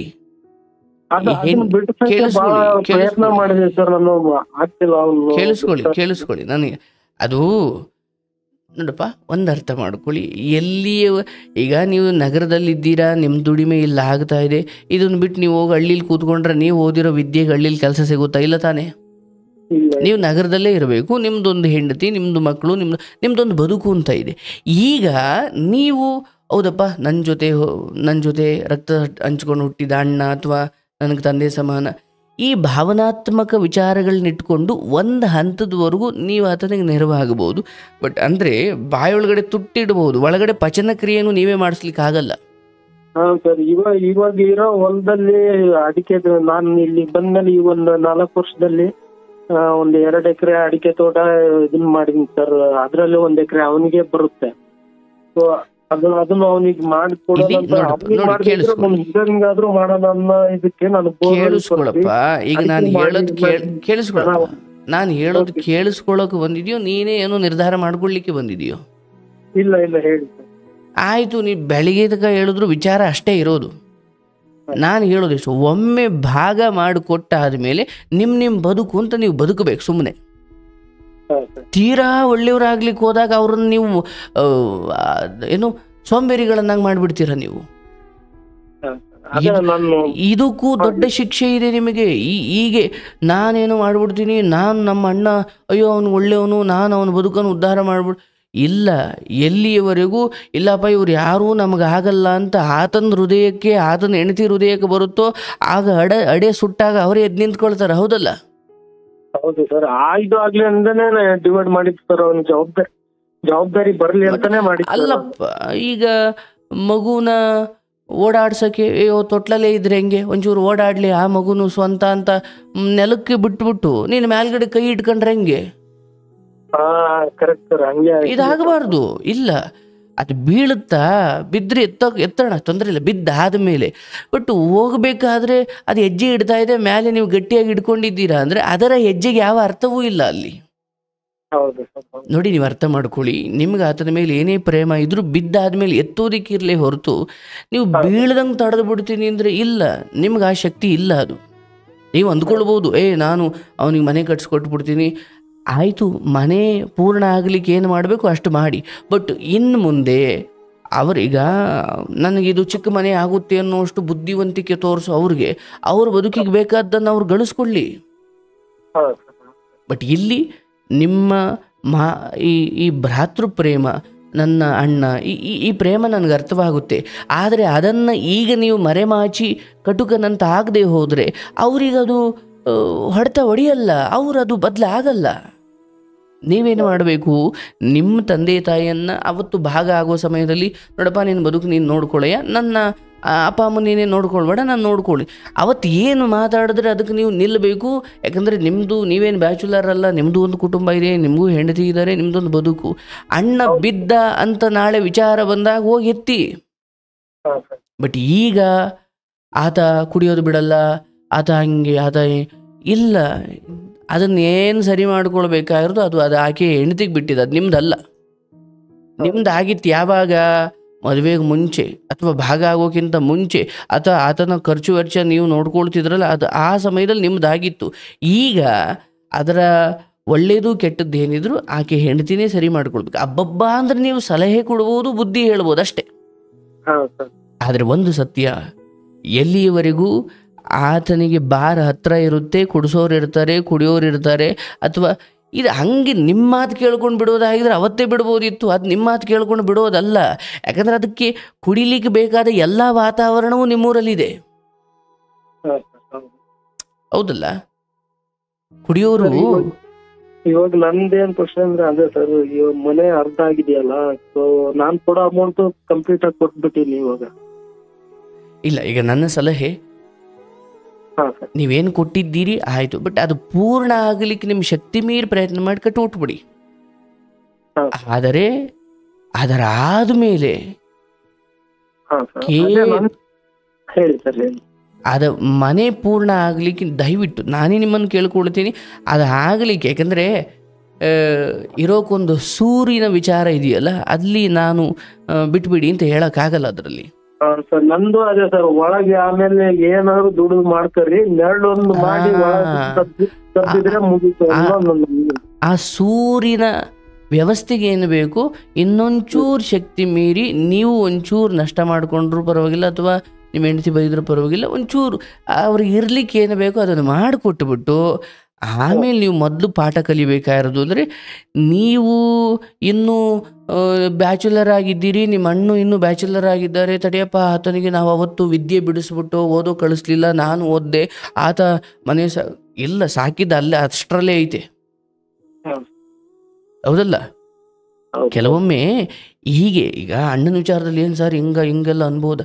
ಅರೆ, ನೀವು ಹೀಗೆ ಹಾಗೆ ಮಾಡದೆ ಹೋದರೆ ನಡೆಯೋದು ಕಲಿಯೋದು ಯಾವಾಗ? ನೀವೇ ಕೈ ಹಿಡ್ಕೊಂಡು ನಡೆಸ್ತೀರಾ, ಒಂದು ದಿವಸ ನೀವು ಹೊರಟು ಹೋಗ್ತೀರಾ, ಅವತ್ತು ಅದಕ್ಕೆ ನಡೆಯೋಕೆ ಬರಲ್ಲ. ಅದಕ್ಕೆ ಶಾಪ ನೀವೇ, ನಿಮ್ಮ ಪ್ರೀತಿನೇ ಅದಕ್ಕೆ ಶಾಪ ಆಗ್ಬಿಡುತ್ತೆ. ಹೌದು ಸರ್, ಹೌದು. ಬೇಡ. ಅವ್ರಿಗೆ ಬುದ್ಧಿ ಇದೆ. ಅವರು ಈಗ ಬಿಡು, ನಾನು ಎಲ್ಲಿ ಬಿದ್ರು ನನ್ನ ತಮ್ಮ ಬರ್ತಾನೆ, ಎಲ್ಲಿ ಬಿದ್ರು ನಮ್ಮ ಅಪ್ಪ ಬರ್ತಾರೆ, ಎಲ್ಲಿ ಬಿದ್ರು ಯಾರಿಗೆ ಬಂದು ಕಾಪಾಡ್ತಾರೆ. ಇಲ್ಲಪ್ಪ ಎಲ್ಲ ಕೈ ಬಿಟ್ಟಾರೆ ಅಂದಾಗಲೇ ತಾನೇ. ಈಗ ಸುತ್ತಮುತ್ತ ಎಕ್ಸಾಮ್ ಹಾಲಲ್ಲಿ ಹೇಳ್ಕೊಡ್ತಾರೆ ಅಂತ ಗೊತ್ತಾದರೆ ನಾಳೆಯಿಂದ ಎಕ್ಸಾಮಿಗೆ ಓದ್ಕೊಂಬರಲ್ಲ. ಹೌದು. ಇಲ್ಲಪ್ಪ ಯಾರು ಹಂಗೆ ಹೇಳ್ಕೊಡ್ತಾ ಇಲ್ಲ, ಇನ್ವಿಜಿಲೇಟರ್ ಫುಲ್ ಸ್ಟ್ರಿಕ್ಟ್ ಆಗ್ಬಿಟ್ಟಾರೆ ಅಂದಾಗ ಕಷ್ಟಪಟ್ಟು ಓದ್ತಂದ್ರೆ ರಾತ್ರೆಲ್ಲ. ಓದೇ ಬರ್ತದೆ ಸರ್. ಈಗ ನಿಮ್ಮ ಅಣ್ಣನ ಬದುಕಲ್ಲಿ ಹಾಗೇ ಆಗಿದೆ. ಹಾಗಾಗಿ ಮನೆಗೆ ಏನು ಮಾಡಬೇಕು ಅದು ಧರ್ಮ, ನೀವು ಅದನ್ನು ಮಾಡಿಕೊಡಿ. ಯಾಕಂದರೆ ಅದೊಂದು ವಿಚಾರದಲ್ಲಿ ಸೂರಿಲ್ಲದೆ ಒಬ್ಬ ಅಣ್ಣನನ್ನು ನೋಡೋದು ಅದು ತಪ್ಪಾಗ್ಬಿಡುತ್ತೆ. ಅದನ್ನು ಮಾಡಿ, ಅದಕ್ಕೆ ನನ್ನ ಹಾರೈಕೆ ಇದೆ, ಅದಕ್ಕೇನು ಮಾಡಬೇಕು ಅದನ್ನು ಮಾಡಿ. ಆದರೆ ಅದರಿಂದ ಆಚೆಗೆ ಅದು ಕೊನೆ.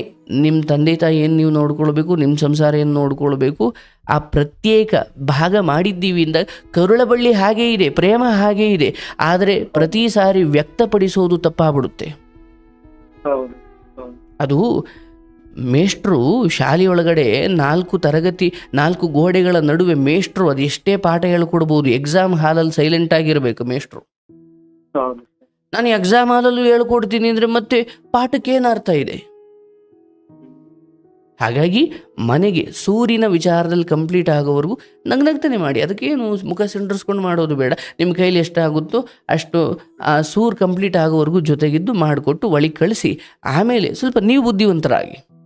ಯಾಕಂದರೆ ನಿಮ್ಮ ಹತ್ರ ಇದ್ದು ನಿಮ್ಮ ಹತ್ರ ಚೆನ್ನಾಗಿ ನೀವು ನೆಮ್ಮದಿಯಾಗಿದ್ದರೆ ನಾಳೆ ಅಯ್ಯೋ ನಿಮ್ಮ ಅಣ್ಣ ಬಿದ್ದುಬಿಟ್ಟಿದ ಅನ್ಕೊಳೋ ಅಂದಾಗ ಹೋಗಿ ನಾಳೆ ಎತ್ತಬಹುದು, ಏನು ತೊಂದರೆ ಇಲ್ಲ.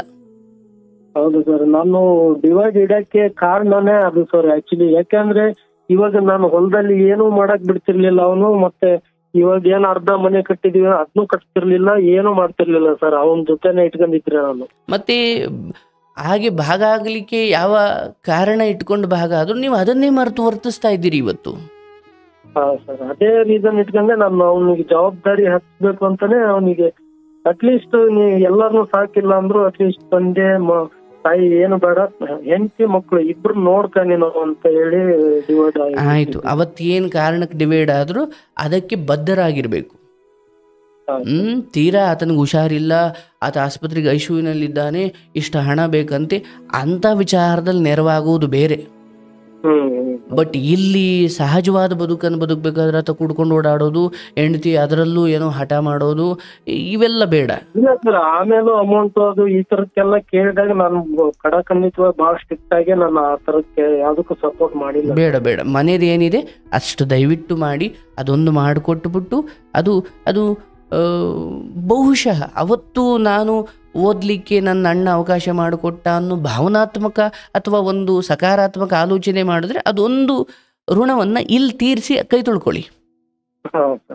ಅದಾದ ಮೇಲೆ ಅವ್ರ ಹೆಂಡತಿನೂ ಬುದ್ಧಿವಂತ ಇದ್ದಾರೆ, ಇವರು ಬುದ್ಧಿವಂತರಿದ್ದಾರೆ. ಬಟ್ ವಿಷಯ ಏನಂದರೆ ಹೇಳ್ಕೊಡೋರು ಇದ್ದಾರೆ ಅಂದಾಗ ಓದ್ಕೊಂಬರೋದು ಮರಿತಾ ಇದ್ದಾರೆ ಅಷ್ಟೇ ಅವರು. ಅವ್ರಿಗೆ ಹೋರಾಡೋದು ಗೊತ್ತು ಸರ್. ನಾನೇ ಅವ್ರನ್ನ ಅದ್ಭುತ ಸ್ಟೇಜಿಗೆ ಕರ್ಕೊಂಡು ಹೋಗ್ತೀವಿ. ಅರೆ ನೀವು ಯಾವತ್ತು ಬೀಳ್ತಿರೋ ಯಾರಿಗೆ ಗೊತ್ತು? ಯಾರ ಬದುಕನ್ನು ಅದ್ಭುತ ಮಾಡ್ಲಿಕ್ಕಾಗಲ್ಲ ಅಥವಾ ಹೀನಾಯ ಮಾಡ್ಲಿಕ್ಕಾಗಲ್ಲ. ಅವ್ರವ್ರ ತಪ್ಪಿನಿಂದ ಅವ್ರವ್ರು ಮಾಡ್ಕೊಳ್ತಾರೆ.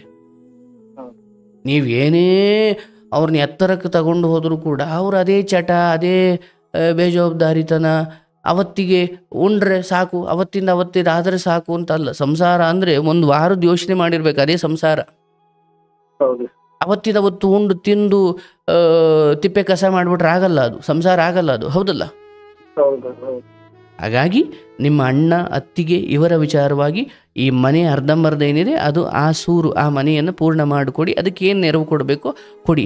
ಅದರಿಂದ ಆಚೆಗೆ ನೀವು ಈತನ ವಿಚಾರದಲ್ಲಿ ಅಥವಾ ಅತ್ತಿಗೆಯ ವಿಚಾರದಲ್ಲಿ ಅಥವಾ ಅವರ ಸಂಸಾರದ ವಿಚಾರದಲ್ಲಿ ಚಿಕ್ಕದಾಗಿಯೂ ಇನ್ವಾಲ್ವ್ ಆಗಬಾರ್ದು, ದೊಡ್ಡದಾಗಿಯೂ ಇನ್ವಾಲ್ವ್ ಆಗಬಾರ್ದು.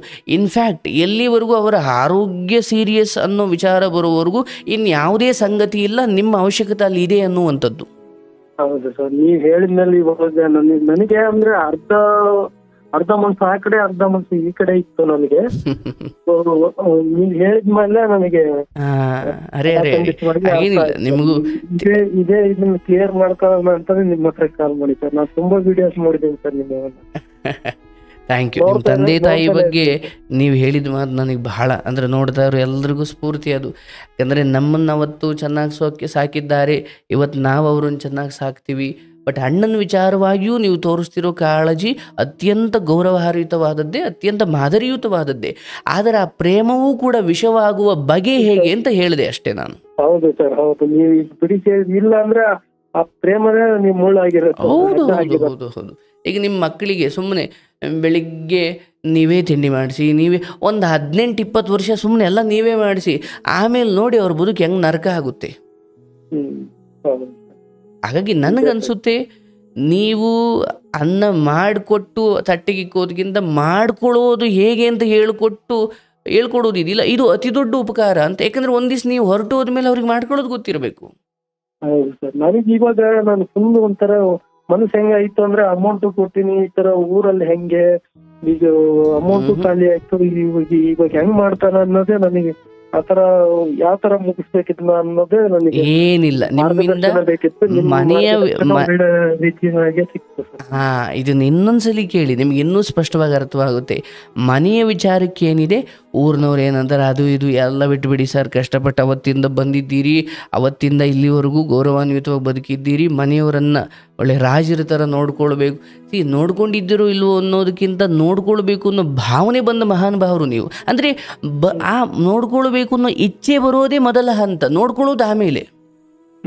ಆ ನೋಡಿಕೊಳ್ಳುವ ಇಚ್ಛೆಗಳಿಗೆ ಇವತ್ತು ಬರ ಇದೆಯಲ್ಲ.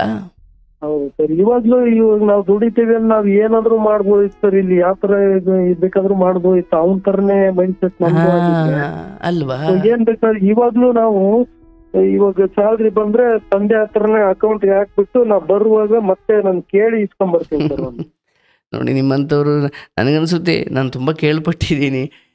ನಮ್ದು ನಿಮ್ದು ಕತೆ ಬೇರೆ ಅಲ್ಲ. ಯಾಕಂದ್ರೆ ಸರ್ ನಾವು ಸಣ್ಣಕ್ಕಿದ್ದಾಗಿಂದಾನು ಸ್ವಲ್ಪ ಕೆಲಸ, ನಮ್ಗೆ 5ನೇ ಕ್ಲಾಸಿಂದಾನು ನಮ್ಗೆ ಹೊಲದಲ್ಲಿ ಕೆಲಸ ಮಾಡೋದು ಕಲ್ಸಿದಾರೆ ಸರ್ ಅವರು. ಆತರ ಕಲ್ಸಿ ಇದನ್ ಮಾಡಿ ನಮ್ಮನ್ನ ಇಲ್ಲಿ ಮಠ ಬೆಳೆಸಿ ಓದಿಸಿ ಖಂಡಿತ ನಿಮ್ಮ ಅಣ್ಣ ಆತನ ಬದುಕನ್ನು ಆತ ನೋಡ್ಕೊಳ್ತಾರೆ. ಖಂಡಿತ ನೀವು ಅದೊಂದು ಸೂರು ಮಾಡಿಕೊಡಿ, ಅಲ್ಲಿಂದ ಆತನ ಬದುಕು ಸರಿ ಹೋಗುತ್ತೆ. ಇನ್ನು ನಾನು ನಿಮಗೆ ಹಾರೈಕೆ ಮಾಡೋದು, ನಿಮ್ಮ ತಂದೆ ತಾಯಿಯನ್ನು ನೀವು ಚೆನ್ನಾಗಿ ನೋಡಿಕೊಳ್ಳಿ. ನಿಮ್ಮ ಕೊನೆಯ ಕಾಲದಲ್ಲಿ ನಿಮ್ಮ ಕೊನೆಯ ಕಾಲದಲ್ಲಿ ನಿಮ್ಮ ಮಕ್ಕಳು ನಿಮ್ಮನ್ನು ಅತ್ಯಂತ ಗೌರವಾನ್ವಿತವಾಗಿ ನಡೆಸ್ಕೊಳ್ತಾರೆ. ಅಣ್ಣನ ವಿಚಾರ ಜಸ್ಟ್ ಊಟದ ಜೊತೆ ಉಪ್ಪಿನಕಾಯಿ ಇದ್ದಂಗೆ ಮಾತ್ರ ಒಂಚೂರು ಫೋನ್ ಮಾಡಿ ತಿಳ್ಕೊಳ್ಳಿ, ಮುಗಿಸಿ ಅಷ್ಟೇ. ಊಟನೇ ಅದಾಗ್ಬಿಟ್ರೆ ನಿನ್ನ ಸಂಸಾರ ಉಪ್ಪಿನಕಾಯಿ ಆಗ್ಬಿಡುತ್ತೆ ಆಮೇಲೆ. ಯಾವುದು ಊಟ ಆಗಿರಬೇಕು, ಯಾವುದು ಉಪ್ಪಿನಕಾಯಿ ಆಗಿರ್ಬೇಕು ನಮಗೆ ಗೊತ್ತಿರಬೇಕು. ಕೆಲವೊಮ್ಮೆ ಉಪ್ಪಿನಕಾಯಿ ಜಾಗದಲ್ಲಿ ಇರಬೇಕಾದದನ್ನು ಊಟ ಅನ್ಕೊಂಡ್ಬಿಡ್ತೀವಿ. ಊಟ ಅವಾಗಿ ಈಗ ನಿಮ್ಮ ಮಾರ್ಗದರ್ಶನ ಸಿಕ್ಕ ಮೇಲೆ ನನಗೆ ಉಪ್ಪಿನಕಾಯಿ ಯಾವ್ದು ಊಟ ಹೌದು, ಸ್ವಲ್ಪ ಕನ್ಫ್ಯೂಷನ್ ಎಲ್ಲ ಇದ್ದೆ ನಾನು. ಖಂಡಿತ ಅದು ಇದು ಸ್ವೀಕಾರಕ್ಕೆ ಅರ್ಹವಲ್ಲದ್ದು ಅಂತ ಅಲ್ಲ ಅಣ್ಣನ ಕುಟುಂಬ. ಬಟ್ ಒಂದು ಬೇರೆ ಅಂತ ಆದಾಗ ಅದಕ್ಕೆ ಅದರದೇ ಆದ ತೂಕ ಇದೆ. ಆ ಬೇರೆ ಭಾಗ ಅದು ಅನ್ನೋ ಮಾತಿಗೆ ದೊಡ್ಡ ಅರ್ಥ ಇದೆ. ಅಲ್ಲಿಂದ ಅವರು ಇಂಡಿವಿಜುವಲ್ ಪರ್ಫಾರ್ಮೆನ್ಸ್ ಶುರುವಾಗಬೇಕಾಗಿರೋದು. ಅಲ್ಲಿವರೆಗೂ ತಂಡವಾಗಿ ಹೋರಾಡ್ತಿದ್ದವರು ಆಮೇಲೆ ಇಂಡಿವಿಜುವಲ್ ಆಗಿ ಅದನ್ನೇ ಗ್ರೂಪ್ ಅಥವಾ ಭಾಗ ಅಂತ. ಈಗ ಹಬ್ಬ ಹರಿದಿನಗಳಲ್ಲಿ ಒಂದಾಗೋದು, ಒಂದು ಕಡೆ ಹಬ್ಬ ಮಾಡೋದು, ಮರಿ ಕುಯ್ಯೋದು, ಇದು ಬೇರೆ. ಬಟ್ ಬದುಕಿನ ಜಂಜಾಟ ಅಂತ ಬಂದಾಗ ನಿಮ್ದೇ ಅದನ್ನೇ ಭಾಗ ಅಂತ ಕರೆಯೋದು. ಇಲ್ಲ ಭಾಗ ಆಗ್ಬಿಟ್ಟು ನಾನು ಮತ್ತೆ ಅದೇ ಮನಸ್ಥಿತಿ ಮೈಂಡ್ ಸೆಟ್ಟಲ್ಲಿ ಇರ್ತೀನಿ ಅಂದರೆ, ಈಗ ಅವ್ರ ಕೆಲಸ ನಿಮ್ಗೆ ಕಂಪ್ನಿಯಲ್ಲಿ ಕೆಲಸ ಮಾಡೋ ಜಾಗದಲ್ಲೂ ಅಷ್ಟೇ. ನೋಡಪ್ಪ, ಇವತ್ತು ನಿಂದಿದು ಟಾರ್ಗೆಟ್, ಇವತ್ತು ನಿಂದಿದು, ಎಲ್ಲರಿಗೂ ಅವ್ರವ್ರದ್ದು ಹಂಚ್ಬಿಟ್ಟು ನಾನು ಎಲ್ಲ ಡೆಸ್ಗೂ ಓಡಾಡ್ತೀನಿ, ನಿಂದಾಯ್ತಾ ನನಗೆ ಕೊಟ್ಟಾದ್ಮೇಲೆ ಬೇರೆಯವ್ರು ನನಗೆ ಬೇಡ. ಹಾಗಾಗಿ ಆ ಭಾಗವಾಗುವ ಸಮಯದಲ್ಲಿ ಏನು ಉದ್ದೇಶದಿಂದ ಭಾಗವಾದ್ನೋ ಅದಕ್ಕೆ ಬದ್ಧನಾಗಿಲ್ಲದೆ ಹೋದಾಗ ಇಂಥವೆಲ್ಲ ಸಮಸ್ಯೆಗಳು ಶುರುವಾಗ್ತವೆ. ಇನ್ಫ್ಯಾಕ್ಟ್ ನೀವು ತುಂಬ ಅಯ್ಯೋ ತಡೆಯಪ್ಪ ಊರವ್ರು ಏನಂತಾರೆ ಅಂತ ಎಲ್ಲ ತುಂಬ ಒಳ್ಳೆಯದನ್ನು ತೋರಿಸ್ಲಿಕ್ಕೆ ಹೋದಾಗ ಎಲ್ಲರೂ ಸೇರಿ ನಿಮ್ಮನ್ನು ಕೆಟ್ಟವ್ರು ಮಾಡಿಬಿಡ್ತಾರೆ. ಹಾಗಾಗಿ ಇದು ದೊಡ್ಡ ಉಪಕಾರ ಅಂತಲೂ ಅಲ್ಲ, ಅಥವಾ ಕೆಟ್ಟವನಾಗ್ತೀನಿ ಅಂತಲೂ ಅಲ್ಲ. ಸೂರು ನನ್ನ ಕಣ್ಣು ಮುಂದೆ ಕಾಣ್ತಾ ಇದೆ, ಮನೆ ಅರ್ಧಕ್ಕೆ ನಿಂತಿದೆ. ಅದು ಯಾಕೋ ಪಾಪ ಅವ್ರಿಗೆ ಇರ್ಲಿಕ್ಕೆ ಜಾಗ ಮಾಡಿಕೊಡ್ದವಷ್ಟು ನಾನು ಕಟುಕ ಆಗಬಾರ್ದು, ಅದೊಂದಕ್ಕೆ ನಾನು ನೆರವಾಗ್ತೀನಿ. ಆ ನಂತರ ನಿಮ್ಮ ಬದುಕು ನಿಮಗೆ, ನನ್ನ ಬದುಕು ನನಗೆ. ನಾನು ಹೇಳಿದ್ನಲ್ಲ, ಅಂಥ ಸೀರಿಯಸ್ ವಿಚಾರ ಇದ್ದಾಗ ನೀನು ಕರೀದೇ ಹೋದರೂ ಬರ್ತೀನಿ. ಆದರೆ ಇನ್ನು ಮುಂದೆ ನೀನು ಕುಡಿತಾ ಬಿಡು, ನೀನು ಅಲ್ಲಿಗೆ ಹೋಗು, ಪ್ರತಿಯೊಂದಕ್ಕೂ ತಿದಿ ಒತ್ತಲಿಕ್ಕೆ ನಾನು ಬರಲ್ಲ. ಹೌದು ಸರ್, ಇವಾಗ ಒಂದ್ 2 ವರ್ಷದಿಂದ ಅದನ್ನ ಹೇಳೋದೇ ಬಿಟ್ಟಿನಿ ಸರ್. ನಾನು ಏನಾದ್ರೂ ಮಾಡ್ಕೊ, ನಿಮ್ ಫ್ಯಾಮಿಲಿ ನಿಮ್ಮಿದು, ನೀನ್ ಒಳ್ಳೇದಾದ್ರೆ ಒಳ್ಳೇದಾಗ್ತಿ, ಇಲ್ಲ ಅಂದ್ರೆ ಇಲ್ಲ. ಆ ಲೆಕ್ಕಕ್ಕೆ ಸುಮ್ನೆ ಇರಲಿ, ನಿಮ್ಮ ಅಣ್ಣನ ಕುಟುಂಬಕ್ಕೂ ಸಮೃದ್ಧವಾಗಲಿ, ಅದು ಒಳ್ಳೇದಾಗಲಿ, ಆ ಮಕ್ಕಳಿಗೂ ಒಳ್ಳೇದಾಗಲಿ. ಆ್ಯಂಡ್ ಅಷ್ಟು ಒಳ್ಳೆತನವನ್ನು ಅಥವಾ ಎಲ್ಲರನ್ನೂ ತುಂಬಾ ಒಂದು ಗಂಡ್ ಮಗು ಒಂದು ಹೆಣ್ಣು ಮಗು ಇದ್ರೆ ಸರ್, ನನ್ನ ತುಂಬಾ ಹಚ್ಕೊಂಡಿದ್ದಾರೆ, ಅಷ್ಟೇ ಇದು ಆಗಿದ್ದಾರೆ. ಅವ್ರ ಮುಖ ನೋಡಿದ್ರು ಇವನು ಆತರ ಮಾಡೋದೆಲ್ಲ ಬಿಡ್ಬೋದಲ್ಲ ಅಂತ ಇಲ್ಲ ಸರ್, ತಂದೆ ತಾಯಿ ಐಶುವಿನಲ್ಲಿದ್ರು ಇವ್ರು ಕುಡ್ಕೊಂಡೇ ಬೇಕಾದ್ರೆ ಆಸ್ಪತ್ರೆಗೆ ಹೋಗ್ತಾರೆ ಅಂತಾರೆ, ಇರ್ತಾರೆ ಇವರು. ಅದು ವ್ಯಸನಗಳೇ ಹಾಗೆ ಸರ್. ಅದು ತನಗೆ ಮೊದಲು 4 ಗಂಟೆಗೆ ಹಾಸ್ಪಿಟ್ಲಿಗೆ ಹೋಗ್ಬೇಕಾದ್ರೆ ರಾತ್ರಿ 3 ಗಂಟೆಗೆ ಬೇಕಾದ್ರೆ ಬಾಗ್ಲು ತಗ್ಸಿ ಓಪನ್ ಮಾಡಿಸ್ಕೊಂಡು ಕುಡ್ಕೊಂಡು ಹೋಗ್ತಾರೆ. ಆ ವ್ಯಸನಗಳು ಹಂಗಿರ್ತವೆ. ಇರಲಿ, ಭಗವಂತ ನಿಮಗೂ ಒಳ್ಳೇದು ಮಾಡಲಿ. ನಿಮ್ಮ ಕುಟುಂಬದ ಎಲ್ಲರೊಳಗೊಂದಾಗೂ ಮಂಕುತಿಮ್ಮ. ಒಬ್ಬನೇ ಗೆಲ್ಲುವುದು ಗೆಲುವಲ್ಲ. ಅಂದರೆ ಅದು ಒಲಿಂಪಿಕ್ಕಲ್ಲಿ ಇರ್ಬೋದು, ಬಟ್ ಸಂಸಾರ ಅಂತ ಬಂದಾಗ ನನ್ನ ಮನೆ ಸುತ್ತಮುತ್ತ ನಂದೇನೋ 100 ಕೋಟಿ ಬಿಲ್ಡಿಂಗ್ ಇದೆ, ಸುತ್ತಮುತ್ತ ಅನ್ನಕ್ಕೂ ಗತಿ ಇಲ್ಲದ ಬಡವರಿದ್ದಾರೆ ಅಂದಾಗ ಆ ಸುತ್ತ ಗುಡಿಸಲ ನಡುವೆ ನಾನು ದೊಡ್ಡ ಬಿಲ್ಡಿಂಗ್ ತಗೊಂಡು ಏನು ಮಾಡಲಿ ನಾನು? ಬೆಳಿಗ್ಗೆ ಎದ್ರೆ ಹಸುವಿನಿಂದ ನರಳೋರನ್ನ ನೋಡಿ ನಾನು ದೊಡ್ಡ ಬಿಲ್ಡಿಂಗಲ್ಲಿ ಇರೋಕ್ಕೆ ಹೆಂಗಾರ ಮನಸ್ಸು ಬರುತ್ತೆ ನನಗೆ. ಹಾಗಾಗಿ ಆ ಎಲ್ಲರನ್ನ ಒಳಗೊಳ್ಳಿಸಿಕೊಳ್ಳುವ ಪ್ರಕ್ರಿಯೆ, ಅಯ್ಯೋ ಅವರು ನನ್ನ ಜೊತೆ ಬರಲಿ ಅನ್ನೋ ಪ್ರಕ್ರಿಯೆ ಇದೆಯಲ್ಲ, ಇದು ಬಹಳ ಶ್ರೇಷ್ಠವಾದದ್ದೇ. ಬಟ್ ಕೆಲವೊಮ್ಮೆ ಏನಾಗುತ್ತೆ, ನೀವೆಷ್ಟೇ ಅವ್ರನ್ನ ಜೊತೆ ಕರ್ಕೊಂಡ್ರು ಅವರಿಗೆ ನಿಮ್ಮ ಜೊತೆ ಬರೋ ಯೋಗ ಇರಲ್ಲ ಅಂದಾಗ ನೀವು ಮೊದಲು ಅದನ್ನು ಅರ್ಥ ಮಾಡ್ಕೊಳ್ಬೇಕಾಗುತ್ತೆ. ಕರ್ಕೊಳ್ಳೋ ಪ್ರಯತ್ನ ಪ್ರಥಮವಾಗಿ ಆಗಬೇಕು, ಬಟ್ ಇಲ್ಲ ಅದಕ್ಕೆ ಆ ಯೋಗ ಇಲ್ಲ ಅಂದಾಗ ಹೊರಡಬೇಕು ಮುಂದೆ ನಮ್ಮ ಪಾಡಿಗೆ ನಾವು. ಹಾಗಾಗಿ ಇಲ್ಲಿ ಅಂಥದ್ದೊಂದು ನಿರ್ಲಕ್ಷ್ಯ, ಈ ಮನೆ ಕಂಪ್ಲೀಟ್ ಆದ ಮೇಲೆ ಆ ನಿರ್ಲಕ್ಷ್ಯವನ್ನು ಅಳವಡಿಸ್ಕೊಳ್ಳಿ. ನಿಮ್ಗೊಳ್ಳೇದಾಗಲಿ. ಆ ಮನೆಗೆ ಏನು ಬೇಕೋ ಅದೆಲ್ಲವೂ ಒದಗಿ ಬರಲಿ. ಭಗವಂತ ಅವ್ರಿಗೊಂದು ಸೂರು ಅಂತ ಮಾಡಿಕೊಡ್ಲಿ.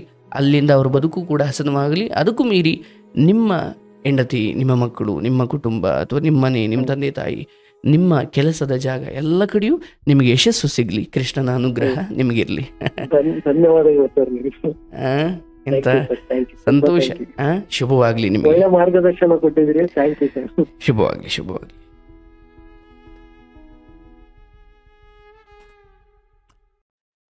ನೋಡಿ, ಕೆಲವೊಮ್ಮೆ ಅಯ್ಯೋ ಅಣ್ಣನ ವಿಚಾರದಲ್ಲಿ ಯಾಕೆ ಸರ್ ನೀವು ಹಿಂಗೆ ಅಂದ್ಬಿಡ್ರಿ, ಪಾಪ ಅಣ್ಣಂಗೆ ಸಹಾಯ ಮಾಡೋಕ್ಕೆ ಹೇಳದೆ, ಬಟ್ ಅದರ ನಡುವೆ ಕೆಲವು ಕಠಿಣವಾಗಿ ಅಳವಡಿಸ್ಕೊಳ್ಬೇಕಾಗುತ್ತೆ, ಬೇರೆ ದಾರಿ ಇಲ್ಲ. ಈಗ ಮೇಷ್ಟ್ರು ವಿದ್ಯಾರ್ಥಿಗೆ, ಶಿಷ್ಯನಿಗೆ ಪೆಟ್ಟು ಕೊಟ್ಟರು ಅಂದ್ರೆ ಅದರ ಅರ್ಥ ದ್ವೇಷದಿಂದ ಅಲ್ಲ, ಪೆಟ್ಟು ಕೊಟ್ಟಿದ್ದೇ ಅವನು ಉದ್ಧಾರ ಆಗಲಿ ಅಂತ. ಕ್ಲಾಸ್ ರೂಮಿಂದ ಆಚೆ ನಿಲ್ಲಿಸಿದ್ದು ದ್ವೇಷಕ್ಕ ಇಲ್ಲ, ಅವನಿಗೆ ಅವಮಾನ ಆಗಬೇಕು. ಅವಮಾನ ಆದಮೇಲೆ ನಾಳಿಂದ ಹೋಮ್ವರ್ಕ್ ಬರ್ಕೊಂಬರ್ತಾನೆ. ಅರ್ಥಾತ್ ಕೆಲವೊಂದು ಪೆಟ್ಟುಗಳ ಹಿಂದೆ ಅವರ ಉದ್ಧಾರದ ಉದ್ದೇಶ ಇರುತ್ತೆ. ಆಗ ಆ ಪೆಟ್ಟುಗಳು ಧರ್ಮವೇ ಆಗ್ತವೆ. ಆ ನಿಟ್ಟಿನಲ್ಲಿ ಇವ್ರಿಗೆ ನಾನು ಈ ಮಾರ್ಗದರ್ಶನ ನೀಡಿದೆ. ಕೃಷ್ಣನ ಅನುಗ್ರಹದಿಂದ ಇವರ ಅಣ್ಣನ ಮನೆ ಬೇಗ ಸಂಪೂರ್ಣವಾಗಲಿ. ಆ ಮನೆಯಲ್ಲಿ ಲಕ್ಷ್ಮಿ ನೆಲೆಸಲಿ, ಸಂಸ್ಕಾರ ನೆಲೆಸಲಿ.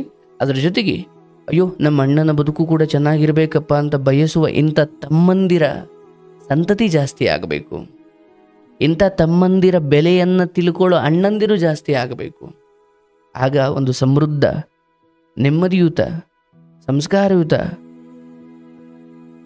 ಸಮಾಜ ನಿರ್ಮಾಣವಾಗುತ್ತೆ. ನಿಮ್ಮ ಒಳ್ಳೆತನ ಖಂಡಿತ ಒಳ್ಳೆಯದಾಗುತ್ತೆ ಸರ್. ಶುಭವಾಗಲಿ.